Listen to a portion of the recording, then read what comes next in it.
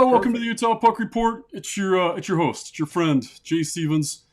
Glad to be here. The Utah Puck Report brought to you by KSL Sports, of course, and we got our good friend on because we gotta have like a legitimate NHL breakdown. So I think we need a former NHL guy, Kevin McCloskey from the Utah Outliers. Kevin, what's your title? You're like the president, the high Oh my priest. gosh, What? What? we'll get into the outliers in a bit, but technically I'm the general manager and I'm now an assistant coach as well. We'll talk about that a little bit later once we get through all of our mammoth stuff. But so I'm on the ice every day. My wife Brooke consistently asks me. She said, "Kev, are you skating with them? Are you lifting with them?" And I'm going, "No, honey. I'm pushing pucks and I'm chatting. I talk, and we have fun and That's teach. And that's it's weird that you're talking. That's like your main skill these days. Well, you know what's interesting is somebody asked me last week. I was in Flanagan's in downtown Park City and said, what do you like about it? And I said the space of kids that I work with the teenagers 17 to 20. I really feel I can have an impact in lives and careers and stuff like that, and I really enjoy that. So I think I'm very very blessed to be back on the ice, so to say. Yeah, that's one of those funny things. It's the same for me when the fire department. Like you go through so much of it, and then all of a sudden, at some point, you become the expert, and it's fun to teach the skills that you've learned and the lessons. Yeah, Maybe not even the skills, just the life lessons that you've learned along the way, and to try to help people avoid those mistakes or at least be aware of them. Because one thing I've for definitely found sure. with firefighters is that you can tell. Well, and even when I was coaching, I coached for 19 years, and you could tell the kids this is the problem, avoid it, and they would still do it, but at least they knew that it was survivable and that mistakes happen and Yeah, that their coach went through the same thing. So yeah, it's good to hear somebody else say the same thing. for Kevin, sure. I wanted to have I you on love the your hat, show. by the way. You got the I right hat on. had to run out of my car and grab it. I knew I had it. I only I wear love it. hats when I'm on the air or doing podcasts Perfect. because the lights right above me show my I got balding. the same issue for me, so Yeah. Well, I'm losing. yeah. I think I'm losing my hair. I don't know because the fire department's so strict with how short my hair has always been. So I don't know, but it sure feels like it's a lot thinner. So when there's a light right above me, I'll put on a hat. But yeah, I love this hat. Perfect. And I definitely want to talk about the Outliers because the things you have going on up there is it's paradise up there. I can't think of another The, word to describe it. the rink is really nice, and you got to come up and see a game. We're looking forward to hosting you up here. Yeah, I every time I So plan on being there, uh, I'm either on shift or flying cats back and forth from Germany for my daughter. So I definitely plan on coming up. But Kevin, I wanted to get into it. You and I have talked quite a bit about what's going on with the Utah Mammoth, and I was asked by a couple other shows if I would grade, if I would give guys a grade so far and give the team a grade so far, and I'm like, yeah, that's kind of done. Like a lot, like everybody does it, right?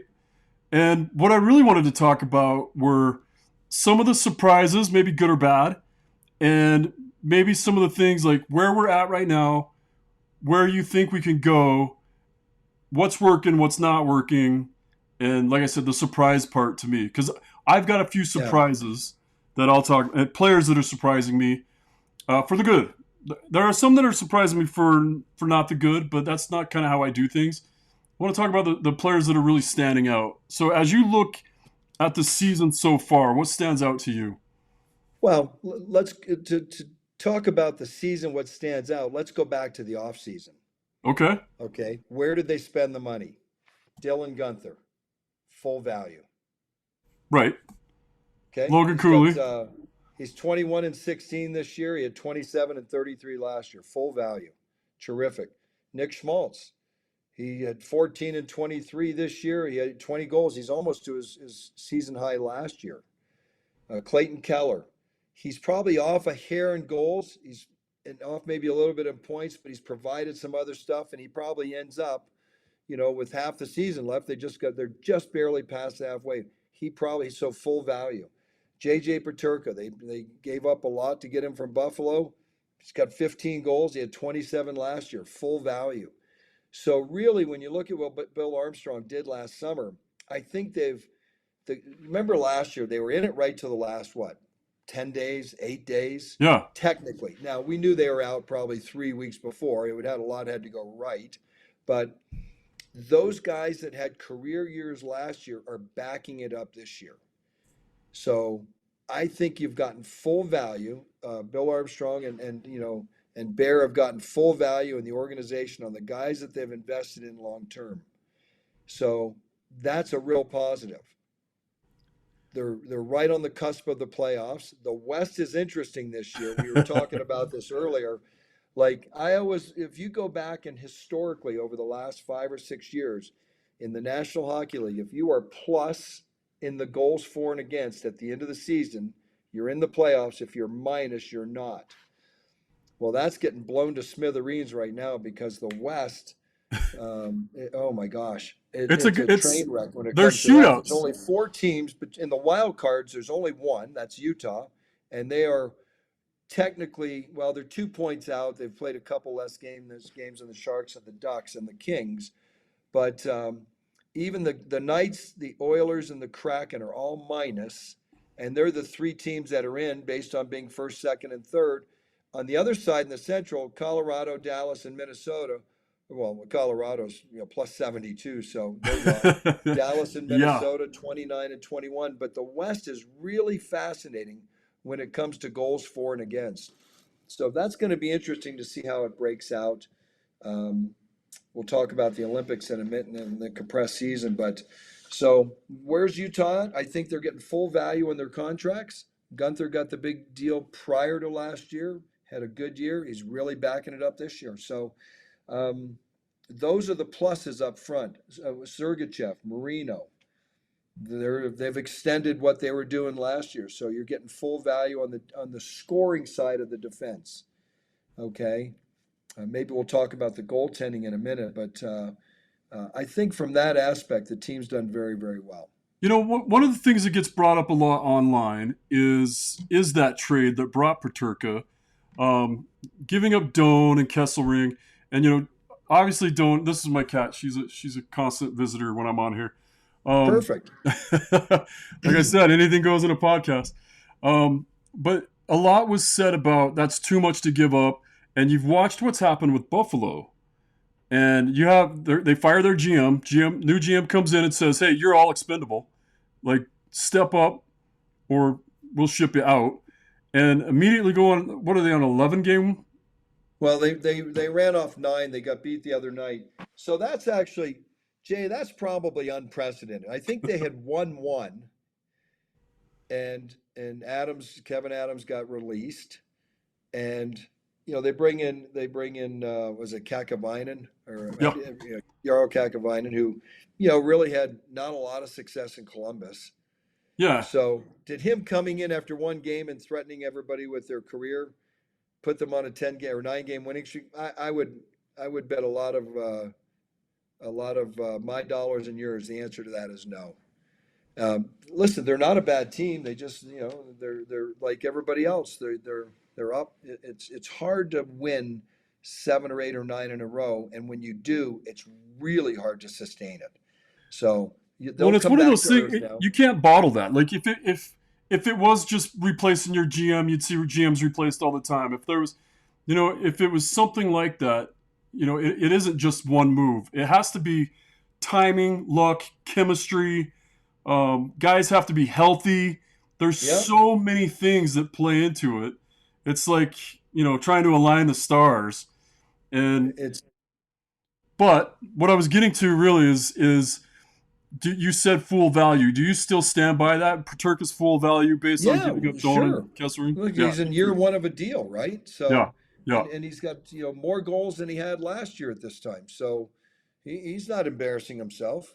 No, I think he's been phenomenal. And when I watched the preseason with him, I was like, he might be my favorite player on the team. That's changed since then because this year's team's a lot different than last year's team, even with a lot of the same guys. There are guys that are completely different this year than they were last year, and I'll get into that in a little bit too. But yeah, I just wanted to kind of get fill that out the rest of the way because that was a lot to give up. Kesselring got hurt, but Doan has just been tearing it up, and I agree. So I think there wasn't. I think everybody wins. I think Buffalo won on the trade, and I think Utah got exactly what they needed. Plus, it Yeah, opened up. It was a 2-for-1, so you opened up that extra slot, so we get to see, Donnell Boots, and we get to see more some of the other I forwards like that are him a coming lot, up. by the way. Yeah, what And I can't know they what's sent not to like? I know Like, they sent the defenseman back down to Tucson, but I think he's going to be really good as well. And they're both like eligible to play for me this year, yeah, they're still age super wise. young, still Yeah, super young. it's terrific. And that's the other part. I think Simashev being sent down, I think, was in the cards the whole time. I don't think there was much he could have done to stay up. I think that was always the plan. Have him For up sure it for was. 21 games or whatever, and then send him down, and then pull up Boot and see how he does. Um, Yeah. who else is surprised? And one of the other things I wanted to talk about, you kind of mentioned it too, is everybody's freaking out, but we got to remember the goal this year is for the Mammoth to make the playoffs, and the Mammoth have played 27 road games and 17 home games, and they're 20, Yes. 20, and 3. That's Yeah. pretty good. And now we got 7 straight at home.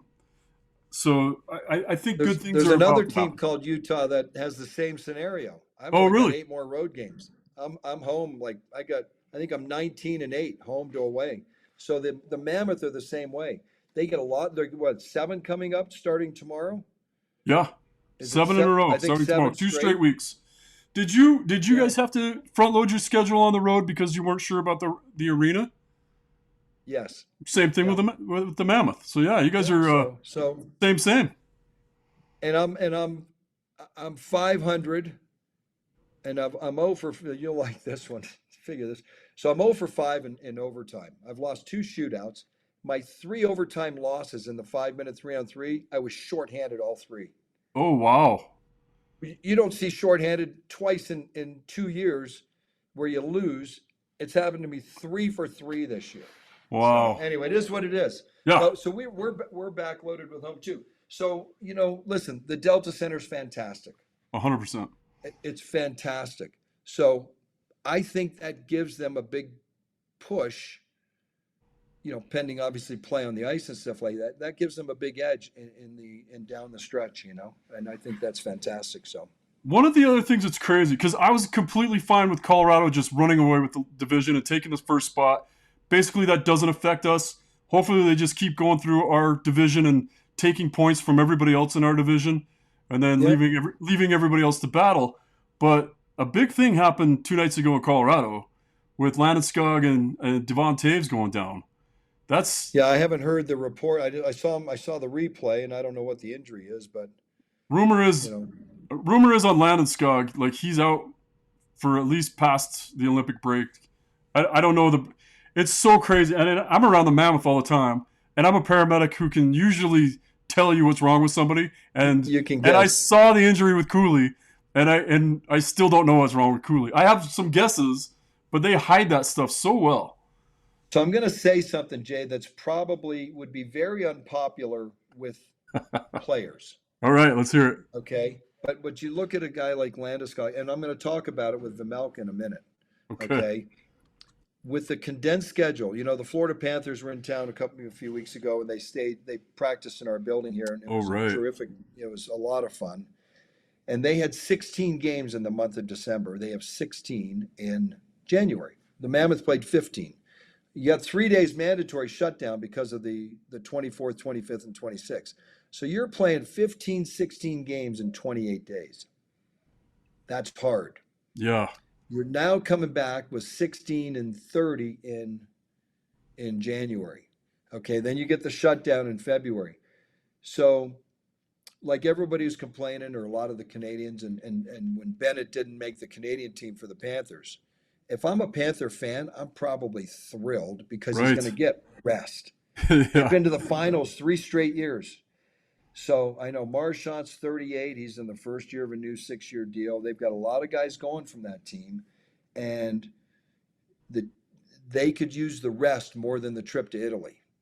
Yeah, and So I'm also not upset with Bennett not being on the Canadian Olympic team because I think it gives the U.S. a little bit of a better shot. Because I love Sam Bennett. I love the way he plays. he's I really terrific. wanted And, I and really wanted listen, the Mammoth to get him. yeah. But what a But cool moment. Speaking of that, what a cool moment you guys had with Marchand coming into your locker room and uh, presenting a jersey to one of your players.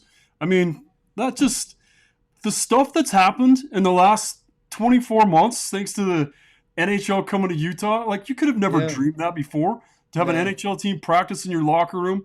One of the most famous and infamous players in the league currently to come into your locker room and treat your guys as well as he treated them. And it just phenomenal. Dreams come true, I I can guess. tell you the story now, or we can finish the Mammoth right Let's now. finish the Mammoth. Let's finish the Mammoth. Okay, let's do the Mammoth. So I do have a couple of, as my wife said last night, don't be a Debbie Downer. But a couple of players that maybe are behind last year's. Barrett Hayden. He's only got 4 goals and 8 assists this year. He had, I believe, career highs last year Yeah. with 20 and 26. So he's fallen off in production. But he also contributes in other ways as well. So, and Kevin Stenlin, who's, he was 59% in faceoffs last year. He's fallen off to about 53%. But if I went back and looked at his last 4 or 5 years, his average is really around 53, 54%. So he exceeded last year. He excelled last year in the circle. And, winning faceoffs and starting with the puck, whether you're on special teams, you start with the puck on, particularly if you can. He does a lot of faceoffs with penalty kill. He takes a lot of draws on the Yeah. PK and will go off. And he's Same very with good at OT. penalty killing. They used him a lot in OT also, when Yeah, that's well, at crucial. OT, the one game last year was at the Islanders where he took there was an inordinate number of whistles. He just kept going and on and Yep. on, on and off, on and off, on and off. He'd take a draw, win it, head off, and then he finally lost when he couldn't get off the ice. But Being so good at faceoffs last year made him another $1 million listen, makes you for a lot of sure. money. Yep. And I brought it up Makes before. a lot of I had, money for you. So I had a so friend, those are a Rico couple of Fata. That was guys the that only thing he could do. have fallen off a little bit. And then, we talked about special teams. We were talking yesterday for a few minutes. Special teams, you know, Ugh. uh, the Let's get into 28th it. on the power play is a struggle, but Colorado's only 26th, but they are tops in the league in penalty kills, so they don't give up much, and they score a million other goals 5-on-5. That's the crazy thing, So, right? And I've said it 10 times on this show. They lead the league. They were leading the league in goals. Yeah, they are still. They have yeah, 164 goals. They're leading the league in yeah, goals. And then they have the worst. When they played the Mammoth a week ago or whatever, 10 days ago, they had the worst power play in the league at that time. And I right. was like, They've improved a little. yeah, they're at like They've jumped up 30, to 26, so 26. Okay. yeah. Yeah. But at the end of the day, Jay, we both know to win championships, you better be able to defend and win 2-1 games. Like, Right. even look at the football. I'm a big Miami fan. I'm going to throw the U up, okay? Okay. Terrific defense. Indiana, terrific defense. And those are 2 of your final 4 teams. It'd be interesting to see what happens Thursday and Friday. But you win championships with pitching in baseball, goaltending and defense in hockey, defending in football. So it's going to be interesting to see how Colorado can take the video game hockey with the scoring. Edmonton's never, well, they got to win that a game, which surprised me, but Toronto never wins, in the end. And the video game guys on hockey, they never win in the end. It's the people that can lock it down. So It's it'll be and it's a interesting more to see how physical. this is going to unfold. Yeah, playoffs are more physical. It's the game is called different. The officials, officiate the game differently. It's a totally different game in the second season, as Yep. they call it. But the funny thing is, everybody's yelling. You got to fire the power play coach. You got to fire the special teams coach. Yeah. But you got to also keep in mind, on the flip side of that, the same guy that's teaching the power play is also teaching one of the top penalty kills in the league. There are times we've been as high as 5. We currently are. Or 14th on the PK, Yeah. the Mammoth. Well, I've got it as 11th as of today. I think they're at 80, little over 80%. Yeah, So 80.8. So either way, it's Colorado's, decent. and to put that in perspective, Colorado's 85%. They're first. Yeah. And Seattle's dead last at 70%. So Yeah. literally, they're just about smack dab and they're a little above the equator, so to Right. say. Right. Okay, so power play, to me, as a goaltender, and what I was always taught, and I've had some phenomenal coaches that I paid attention to as a goalie. One, because I need to read what's going on the power play to try to be ahead of the play, because I was never the quickest goalie, so I tried to read the play a little bit better. So I really learned The power plays are almost always about trying to create a 2-on-1 while staying in your attack triangle. And you're always trying to move the puck. But as the saying goes, the motion is the lotion. And to me, we don't have enough motion. We have the passing. We have great passing, and Keller is a great passer. Phenomenal passer. Probably like, and I got a lot of crap online because I compared him to Datsuk with some of his passing. But he does have that ability to have that no look tape to tape pass that nobody else sees coming. But they don't move. It seems like they're not moving enough. What's your I, take on that? I have a similar problem up here in Park City. My power play is about 12.5%. So I'm not, we're way down. We're not doing very, we're better. We've scored each one in each of our last 3 games. So my wife will sit and she's become, I would say knowledgeable, but she says, Kev, tell somebody to shoot the damn puck. It's not a passing drill. Yeah. And without motion, you end up passing a lot of pucks around. And at some point in time, listen, I will say Gunther on the off wing is very, very good, though. 100%. He's phenomenal. Yeah, And but you gotta Paterka get, on the other wing is amazing. yeah, I agree, but you got to get them the puck a little bit more frequently. One of the things that we've really worked on here is just if you're making 5 or 6 passes to try and move the box or the diamond around, you're probably overpassing the puck. Somebody's got to get the puck to the net. Somebody's got to, and if you miss the net or the guy makes a save, you have one of the biggest things that's rarely talked about is puck retrievals on power play. Yeah. Somebody's got to go get the puck. Well, And I mentioned it so last night. Last night was one of the first games where you can't say Utah didn't crash the net against the I Rangers agree. because they were Yeah, definitely crashing the net and they got the win. yeah, for But sure. yeah, and one of the, I keep seeing highlights of San Jose Sharks power play goals, and they all look like the same goal. I had to look. I'm like, oh, these are against different teams Yeah, because they have the motion, they have the passing, they create, and all of a sudden there's a pass to a wide open back door where the goalie doesn't even yeah, like the goalie's not even in the yeah, same picture. And yeah. that's what you're looking for on the power play. But it doesn't come just with passing. So I You've used to get got to mad at move. Well, fans. Edmonton's the craziest power play. You just watch the motion, and Oh yeah. McDavid's just on a carousel, and Dreisaitl's on a carousel, and Nugent Hopkins. They're all. I mean, You can't stand still, there is right? no grass growing under those blades on the ice. Right, right. No, they have. Um, They're penultimate in motion.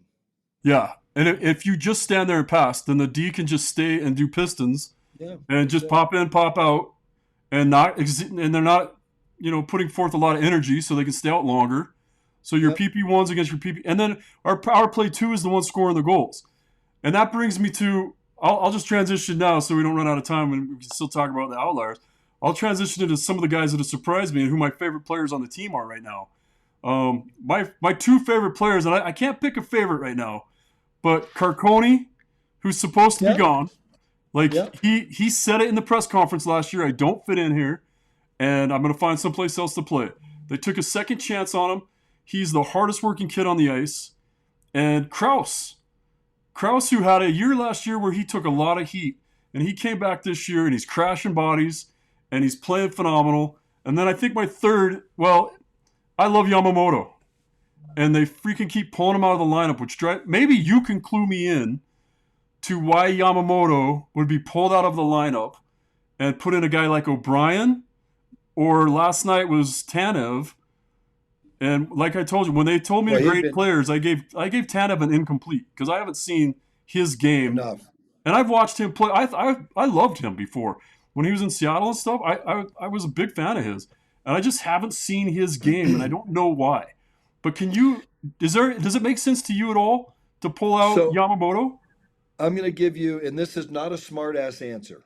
Perfect. Okay. I don't care if it is a And sport. no, but it's not. So it's not meant to be a jackwagon. Okay. And I tell this to my kids all the time. And I said it I remember my first NHL camp, and I had a great camp, and it was the day before they were leaving for Montreal. And I knew I was going down. I was the last defenseman. I knew I was going down, and I thought I outperformed. But I don't get a say. My mom and dad didn't get a say. My Right. agent didn't get a say. And I didn't have a girlfriend, but if I did, she doesn't get a say. You and I don't get a say in why they pull players in and out. We're not at practice every day. Right. Well, Okay. Well, some of us are. I'm not. I'm never there. But Okay. so I'm not at practice every day, and Bear and staff evaluate this and spend a lot of time on why certain guys come in and why certain guys go out. And if they didn't do this, you and I and fans would not have a reason to go online and complain, or a reason to go online and compliment. Right. Um, so inside the room and inside what they're looking for is challenging. And then Carcone, I love. I think he's terrific. Yamamoto was productive when he given a chance, but they're looking for other things and they're looking for development in other players, and they're getting put in certain positions to excel and exceed. And and that's why kids' careers ebb and flow. Yeah.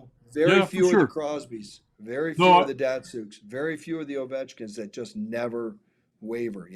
yeah, I But totally get that. But I thought that was Yamamoto last year. I thought this year he was better. Last year, and I brought this up. This is kind of my go-to saying is a couple times a season I'll go in and I'm going to buy a jersey, and I'm going to wear that jersey when I go out and do watch parties or whatever. And I'm going to sure. go in and I'm going to pick my favorite player at the time. I'm going to pay $250 for a jersey based on how that player is playing. Last year, I bought Ian Cole and Sean Dursey. And Okay. this year, if I went, I would stare at that rack for a while, and it'd be hard for me to pick between Carcone, Yamamoto, who I loved his game this year, completely different than I've ever seen him play. And I watched him in Edmonton, and you know, Kraus for sure, and I think McBain's even up there for me this year.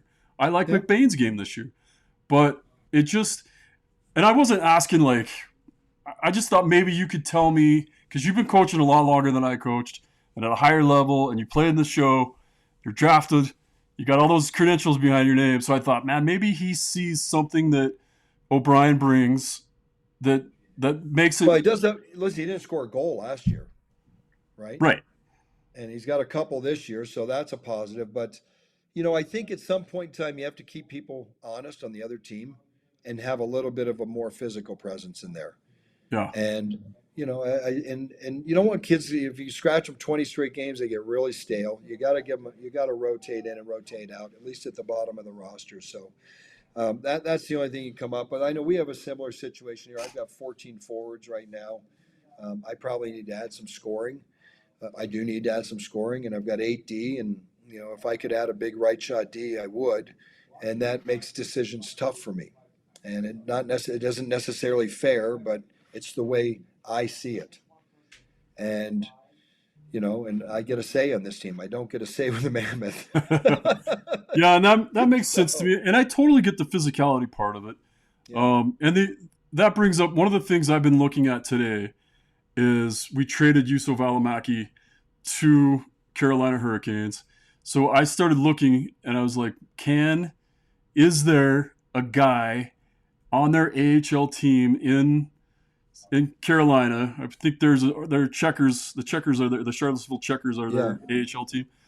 And I was looking at their roster. I'm like, is there a guy that brings more physicality? Because they've got some fighters, and the A houses some fighters, and Yeah. I've seen some good tilts, and that's kind of what I'd like to see. The Mammoth do have a couple guys in Tucson that can throw bombs, and could bring that accountability that you're talking about. Can they score 20 goals? Maybe they can score two. I just think, that's not always That's why I think Tom Wilson's the most underrated player in oh hockey. man, I He'll love score that guy. 25 and he can beat you up. Yeah, I would take that guy. I would take that guy on my team every day.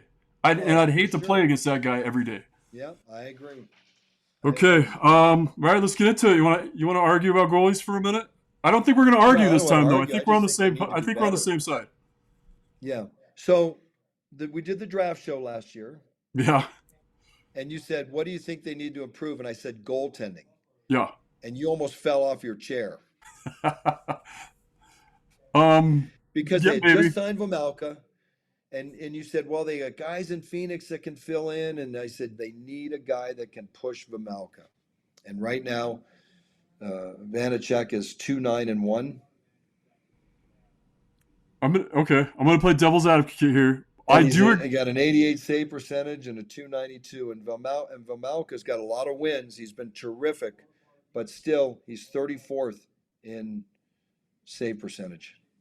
I thought, and I do still think Vanacek is a good backup, and I think and he's been a starter. He was a starter with New Jersey, but I think we're feeding him to the dogs. The games he's getting, he's coming in, he's sitting for 3, 4 games, 5 games, and then he's coming in against Colorado. Like he's coming in against the best teams, which we're basically calling scheduled losses. So like, hey, instead of Veggie taking this one, and the other part of that is I don't think they're giving Veggie enough rest. Veggie goes on IR, misses, he gets 10 days of rest. Just 10 days, not even 10 games, just 10 days of rest. Comes back against the Islanders and looked phenomenal. Like that's the Veggie that we need every game, and he needs more rest. That's why you need a guy that can pick up those hard games. Yeah. Listen, Florida played Colorado the other night and they sat Bobrovsky. Right. And they beat him 2-1. I know, but I think that was a scheduled loss for them. To do that. That's a hard thing to do, and it's a big ask. I agree with you, Jay. But you have to come in with a guy that can win those games. And here's the other thing. And Veggie's 24th in save or 36th in save percentage with guys with 10 games or more, and he's a 24th in goals against. But he's got 18 wins or 19 wins now, I think.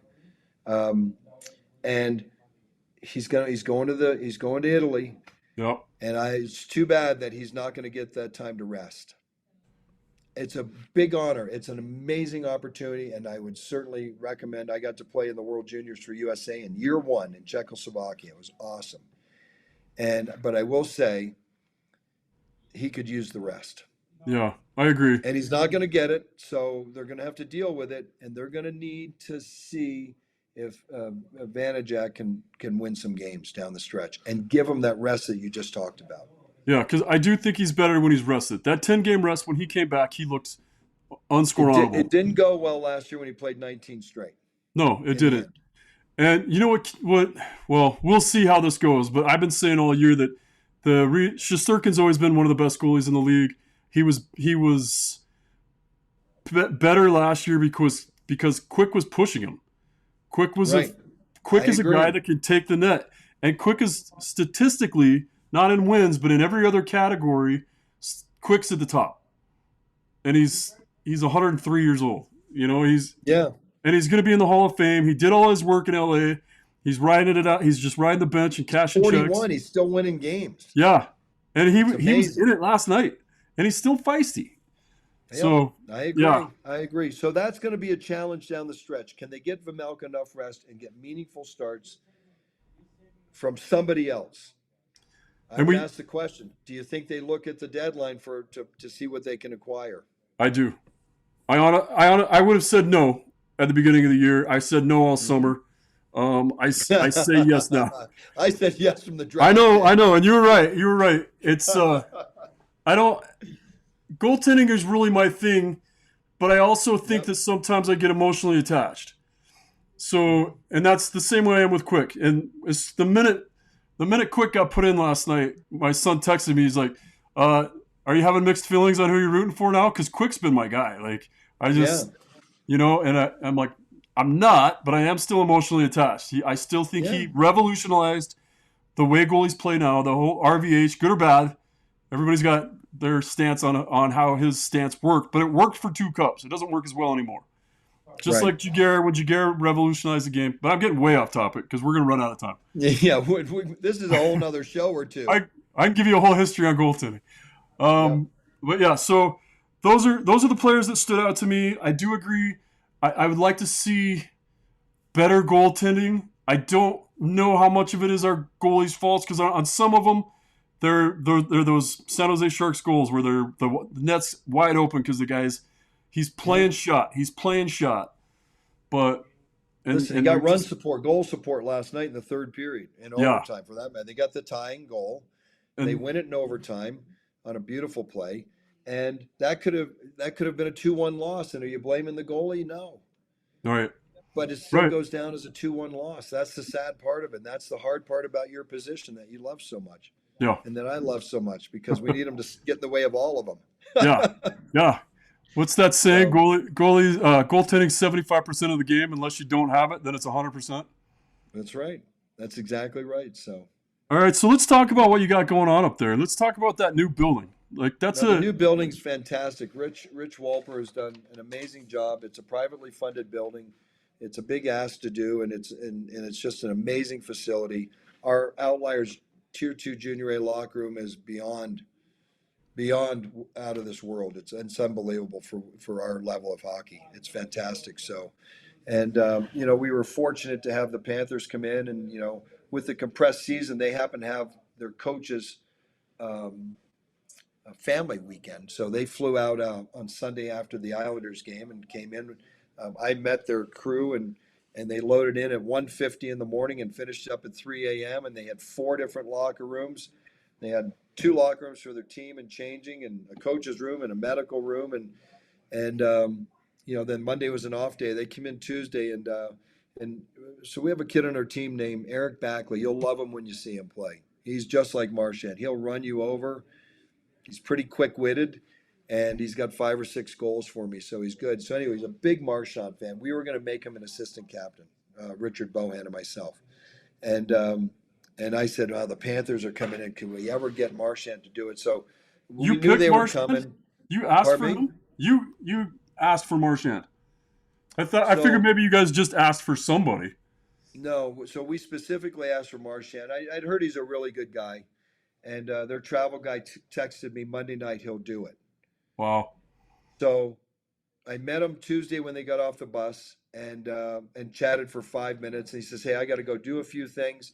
And I don't know Bill Zito, but I was talking to Bill Zito. I was 30 feet from my locker room, and I was talking to Zito. He was asking me about the building and our team and stuff. We were chatting, and Marchand came up with their travel person and said, "Hey, we're ready to go." And Bill Zito said, "Wait a minute, this is going to be amazing for this kid. Go find the videographer, whatever the video guy, Yeah. in this case, gal, Your social and the team. still." So Yeah. they followed him into our room. Marchand walked right in, just very casually by himself, being followed by the crew. My kids almost fell over, and I didn't even I had the jersey done, but it was in the coach's room. I had to run and get the jersey, and he starts talking. So this kid's, number one hero in hockey is now, hey, just walked in, introduced himself. He was very funny and really down to earth, and gave the kid his jersey with the A on it, and it was amazing. So, and what you didn't see is he took a bunch of pictures with our team and stuff, and then he left and he said goodbye. He came back 5 minutes later with a signed stick, walked into the room. It's like 11:35. They're on the ice at noon, and hung out for another 10 or 12 minutes. No adults in the room, no Nice. cameras, just hanging out and talking to about 7 or 8 kids. And just hung out. And then he ran and got dressed and jumped on the ice, and they allowed our team to watch. And the Panthers are pretty open about their practices, so it's good. Although you never know, and I would never ask until they offered. So, but I'm going to say Marchand's a miserable kid to play Oh against, yeah. but he's a world-class human being. That's what He I've spent a lot of heard. time in Park City too. So And you saw how he took a leave from the team and went and coached for his friend that was his daughter had just passed away, and you see that he does all this stuff. So he's terrific. So, and, and he had and a that's pretty good game the next day against the Mammoth too, and they got the late win. But he was really, really good. So, and as far as our team, we're off to a slow start. We're now 2 points. There was a coaching change, which was made by Rich, and Richard Bohan's taken over the head coach. I've stepped on to run the D as well. So, um, we're better now. We beat Ogden the other night, 4-1, which was a big win for us, and we had our biggest crowd of the year with 750, a little over 750. So that's exciting.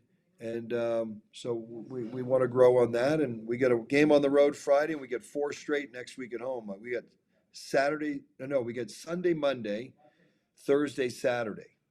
So okay. we have games in hand on Pueblo. We're only 2 points out of the playoffs. So, and a lot of home games coming up. So we're excited. So that's what I see. January 11th, 12th, 15th, 17th, and 24th at home. Yes. And I'm definitely Yes. coming to some games. And like I Yes. said, the only word I could come up with, I took a picture. I went up there and played right after it opened, and I took a picture of it. And I said, "This is absolutely perfect." It's paradise up there. It's weird how the benches are on the other side. It's a little quirky. Why? I don't know Why? why, it doesn't bother me. Like it's No, just it's good. different. Like So it's just one of those things. It's I'm a character. 50. We do birth years, right? I'm a 57 birth year. So when I grew up playing I'm from DC, Washington D.C., but I moved to Toronto at 15. All my junior career throughout Ontario and Western Canada, I probably played in 4 buildings where the benches were on the same side. All Really. those old buildings was always the other side. See, I thought I remembered that too, and I know that when I Yep. was playing at junior college in North Dakota, there was some outdoor rinks that had the same thing where the benches Yeah. were on the other side. But That's a discussion for a different podcast. But I'll say this: the NHL switched it officially in '78 oh, because of competitive advantage or disadvantage, and I say okay, both feathers. Back in those days when they had the original 6 expansion and the Met Center got built, and the Spectrum and the Forum, they did 3 camera TV games, yeah, 2 on one side and 1 on the high end. And they wanted to see all the faces of the players. That's why it switched was TV. Well, now they do 300 cameras. They can put the benches on opposite sides again, other than many buildings are built with benches on, on both sides. But right, so we're never having ESPN shoot a game in our building. So I said, let's go back to opposite sides. We had to have locker rooms at the ends of the rink because we're only 134 feet wide. The ice is 85. We have 4 down the one side, and yep, the Outliers room is at one end, the visitors, juniors at the other end. And so it's been fun. Like there's these kids all come in, they've never seen it before. The coaches yeah, that they're coaching against have never seen it before. So it's yep. been a lot of fun. Yeah, So it's an amazing facility, and yeah. if you're listening or you're watching this, and you're looking for affordable hockey and you're looking for an amazing venue, I mean these are seats. It's not just benches. You have 20 nice, reserve seating, $20. yeah, It's 20 got bucks. beer throughout the whole building. We have a part with a liquor license and food, just like the Toyota Club in the Delta Center. We have our own area like that, Really? and you get to eat all you want, so you can hit the buffet line. And so it is a lot of fun. The kids make more mistakes, so there's more scoring chances, there's more goals. And although we don't score many, we're getting better. And that's why I need some scoring. So, but it's a lot of fun. The young kids love it. We had the Park City Ice Miners U8 team in our building the other day. They scrimmaged at both the first and second. There were so many of them, intermission. And those kids run around like it's a track meet, and they're chasing our players. They get to be right by the door. My kids come out and meet with them after, and my kids are accessible. So it's my players are accessible. They're fun. They enjoy the attention, and it's a different atmosphere than a Mammoth game, and obviously it's a different quality of play too. But it is a lot of fun. Well, good, and it's still a high So quality of play. That's one thing I want to emphasize. Like, yeah, it's not the NHL and it's not the ECHL, but it's there, and you put Jordan Stone into the ECHL, and you've got players that can advance into yeah, typically so NCAA Division three your club. So I, you guys are doing an amazing job. I've got 3 kids on my team this year, an '08 defenseman and 207s will play in the Western Hockey League next year. Oh They're very wow, good. Yeah, they're very very cool. good, particularly the '08. And he's US born. The other 2 are Euros, so they may get skunked because of import, but they'll be in the USHL. 6'4", really fluid, elite skating, left shot D from Latvia. And, that's 6'4" and an elite skater is hard to beat, so he'll get a look because of that. Yeah, I've got a Norwegian kid who's 6'2", who's very good. My '08 defenseman's from Edina, Minnesota, and they'll all play major junior next year somewhere. amazing, So, amazing. Well, Kevin, so it's thank you good. so much for your time. I appreciate everything you put into the show. We'll keep picking your brain a few times and see if we can't fix what's wrong with the Mammoth. And if we can't do that, then maybe we can at least give more realistic expectation for everybody online that's chirping me every time. I get chirped for just being too positive, sugarcoating it. I'm owned by Ryan Smith, so at least this way we Well, I can. don't know. We agree on the goaltending, the special teams. We agree on a couple players that maybe have underperformed, and let's face it, their best kids have been really good. So, Yep. they're still young, and they're still growing, and I they're think they still make the developing. playoffs. I think So the next 2 weeks is going to show a lot. I think that's gonna they'll put some points in the bank on these in the next 2 weeks, and I yeah, think that'll they help a need lot. to. They need to for sure. Yeah, They need they to do. go on a run. So, Yeah, they and it's need hard to to. do. And once you go on a 6 or 7 game heater, it's hard to sustain it.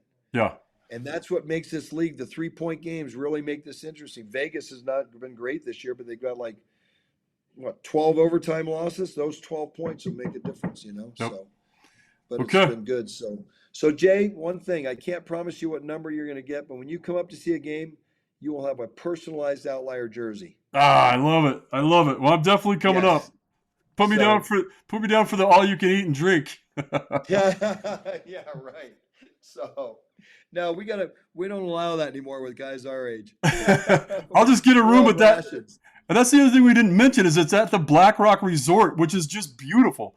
Just walking It's through there yeah, and oh, Black Rock Mountain Resort. It's the Black Rock Event Center, and it's really really nice. It really is. There's only 4 rinks in America that have hotels attached to it. Boise, yeah, and they're in the ECHL. yep, Ours is the 4th. Cedar Rapids has a building. They have a USHL team, and then New Orleans and Vegas, which doesn't have hockey anymore. oh yeah, They used to have the ECHL, and they're attached to the casino. So, oh, yeah. I played. um, I set the bench many times in that building.